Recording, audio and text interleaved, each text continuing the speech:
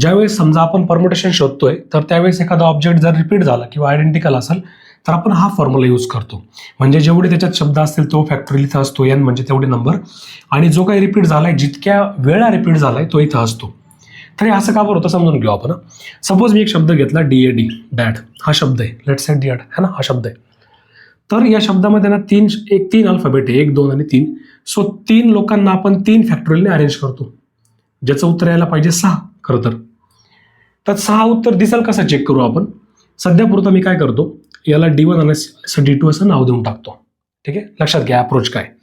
सगळ्यात पहिला शब्द आला D1 A D2, पुढचा आला D1 D2 आणि A, त्याच्या पुढचा आला A D1 D2, त्याच्या पुढचा आला A D2 आणि D1, त्याच्या पुढचा आला D2A D1, त्याच्या पुढचा आला D2 D1 आणि A. तर एवढ्या 6 प्रकारचे कॉम्बिनेशन आपण लिहू शकतो. तो 6 आकडा हे 6 वेगळे वेगळे त्याचे प्रकार. परंतु तुम्हाला माहिती ना, आपण कधी समजा लिहित असताना किंवा समजा आपण मोबाईलमध्ये टाईप करताना, कम्प्युटरमध्ये टाईप करताना जर एखादा अल्फाबेट रिपीट झाला तर त्याला आपण असं D1 D2 करून लिहित नाही. किंवा समजा मी इकडचा D1 इकडे आणून टाकला तरी काही फरक पडणार नाही.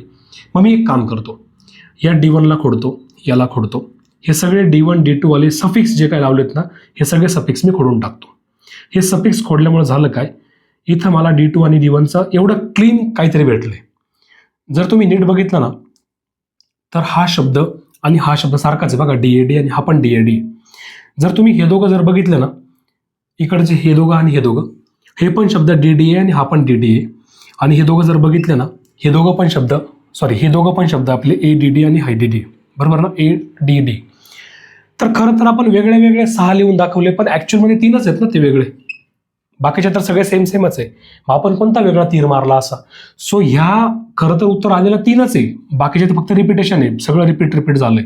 मग उत्तर 3 आलंय, दाखवतंय 6. असं का बरं? कारण का हे बघा, 3 लोक होते, 1 2 3, 3 लोकांना आपण 3 फॅक्टोरियल अरेंज करतो.